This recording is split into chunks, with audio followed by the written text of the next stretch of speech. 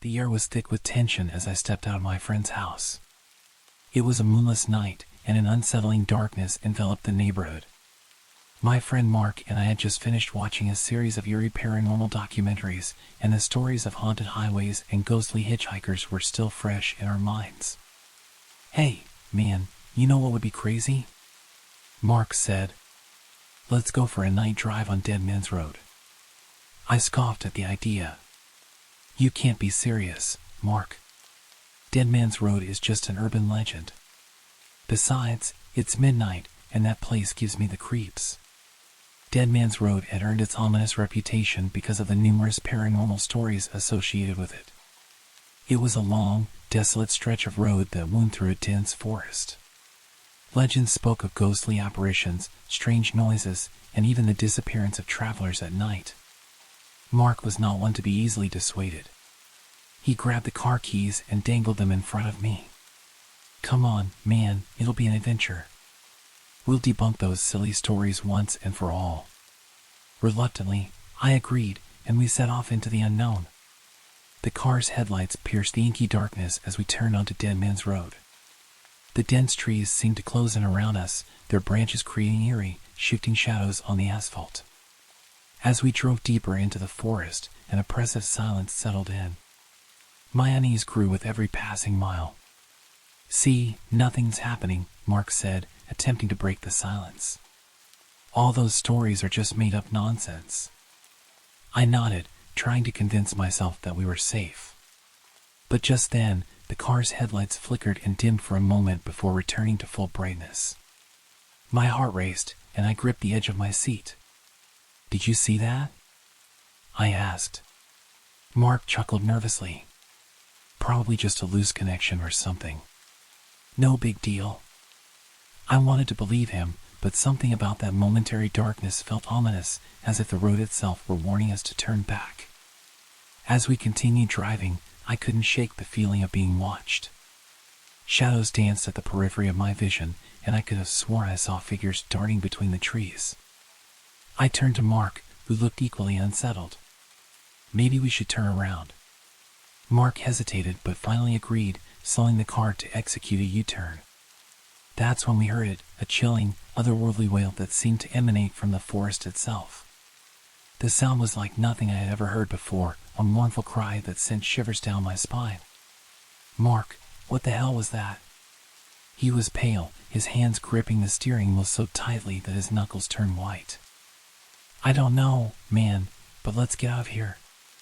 Mark hit the gas, and we sped away from the forest, leaving Dead Man's Road behind us. The wailing faded into the distance, but the fear lingered in the car. We didn't speak for the rest of the drive, our minds consumed by what we had experienced.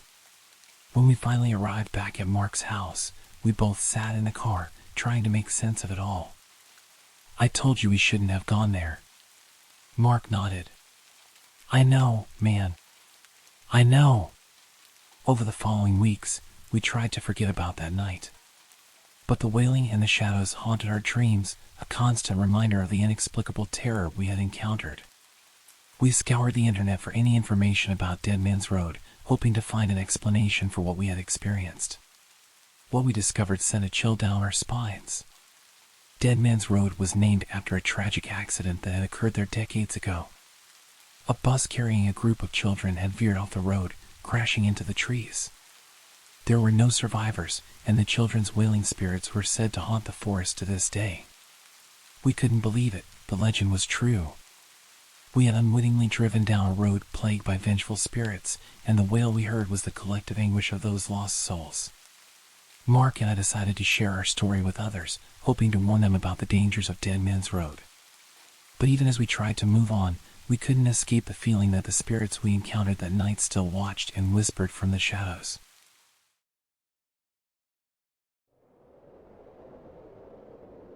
As I sit here recalling that fateful night, the events of which have haunted my dreams ever since, I feel compelled to put pen to paper and share my terrifying experience with the world. It was a night drive near a desolate cornfield, and it forever changed the way I view the world. It was a warm summer evening, the kind that beckons adventure. My friend and I, both thrill seekers, decided to embark on a night drive along the winding back roads of our rural town. The moon hung low in the sky. We couldn't resist the allure of the open road and the promise of mystery that darkness brings.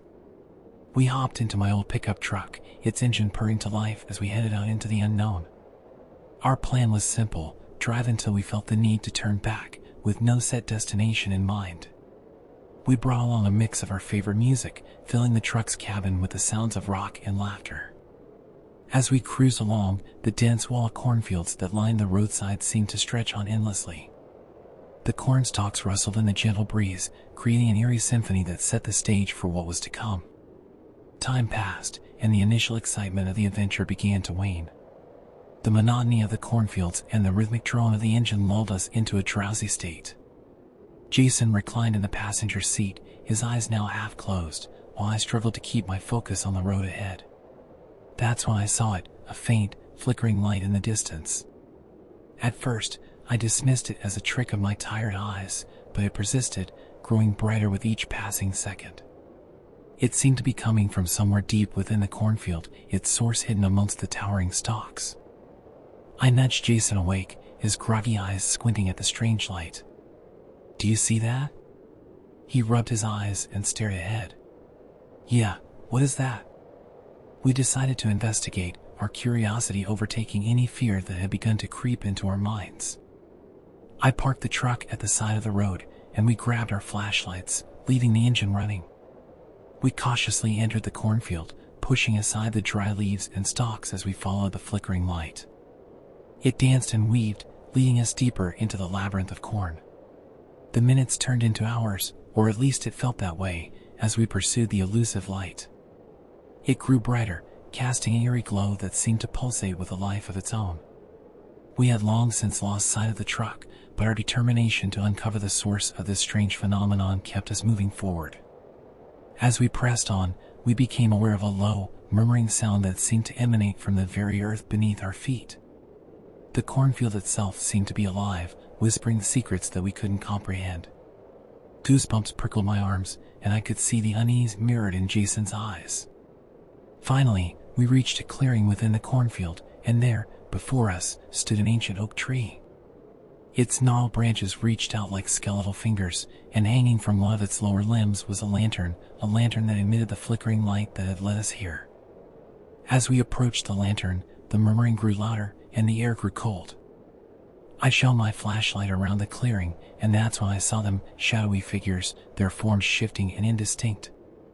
They seemed to emerge from the very ground, their eyes fixed upon us. Panic surged through my veins, and Jason and I exchanged a wordless understanding. We needed to leave, and we needed to leave now. We turned to retreat, but the path we had taken was gone. The corn had closed in around us, forming an impenetrable wall of stalks. I felt a presence behind me, a cold breath against my neck. I turned slowly, my flashlight revealing a face twisted in agony, its eyes hollow and black. It was a face I recognized, a face from my past. It was my grandfather, who had passed away years ago. Mark and I were trapped in a nightmare, surrounded by spectral figures of people we had known, all lost to the ages. They reached out to us, their fingers grazing our skin with an icy touch. I felt a sense of despair and hopelessness, as if we were fated to join them in this spectral realm. But just as the darkness threatened to consume us, I heard a distant sound, a car engine. It grew louder and closer until the headlights of a vehicle pierced the darkness of the cornfield. It was a rescue, a lifeline from the other side. We stumbled toward the approaching vehicle, our pursuers fading back into the shadows.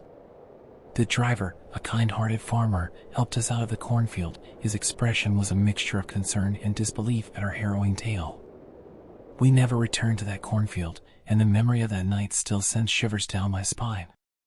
It was a night drive that turned into a chilling encounter with the paranormal, a journey into a world that should have remained hidden. The wind howled through the jagged peaks of the snowy mountains as I gripped the steering wheel of my old Jeep. The snowfall had begun to intensify, and the road ahead was barely visible. I couldn't shake the feeling that I was driving straight into a nightmare. It all started when my friend Jake and I decided to take a winter vacation in a remote cabin nestled in the heart of these treacherous mountains. The promise of seclusion and untouched snowscapes was irresistible, but we never could have foreseen the horrors that awaited us.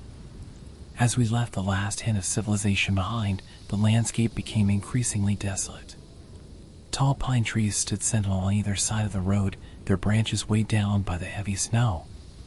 The only source of light was our headlights, which illuminated a narrow path through the white wilderness. The snowflakes swirled in the beams of our headlights, creating a disorienting and surreal effect. Jake sat in the passenger seat, occasionally glancing at the map. "According to the GPS, the cabin should be just a few miles ahead," he said. I nodded, trying to keep my focus on the road. The Jeep's tires crunched through the snow, and the engine growled with every effort to move forward. The tension in the car was palpable as the isolation of our surroundings pressed in on us. Suddenly, I saw a faint glow in the distance. It was the cabin, just as we had hoped. I felt a wave of relief wash over me as we pulled into the driveway and parked the Jeep. The cabin was a picturesque wooden structure, covered in snow, with a warm and inviting light emanating from the windows. We hurried inside, shaking off the cold and shedding our clothes. The cabin's interior was cozy and rustic, with a crackling fire in the fireplace and a well-stocked kitchen. For a moment, it seemed like the perfect winter getaway. As the hours passed, we settled in, sharing stories and sipping hot cocoa. The howling wind outside only added to the feeling of isolation, but we were safe and warm inside our little sanctuary. That was until we heard it. It started as a faint tapping sound, like fingernails against glass. Jake and I exchanged puzzled glances. We followed the sound to one of the cabin's windows, and what we saw froze our blood. A figure stood in the snow, just outside the window, staring at us with hollow, lifeless eyes. It was a woman, her long, tangled hair hanging in front of her face. She wore a tattered, white dress that was stained with dirt and blood.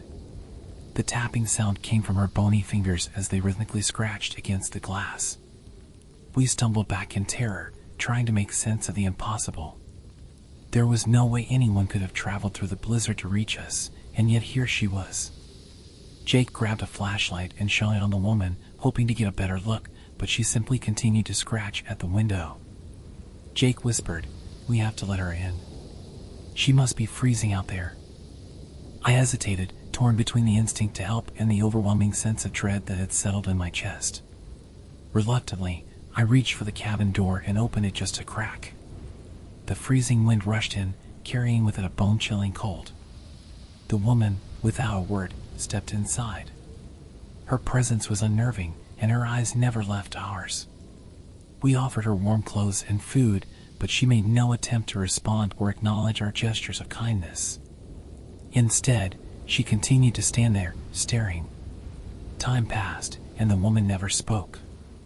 Jake and I sat huddled together, the fire now reduced to smoldering embers. The wind outside had grown stronger, and the cabin creaked and groaned under its force. It was then that we heard the whispers. Soft, disembodied voices seemed to fill the room, their words indistinct but laden with a malevolent intent.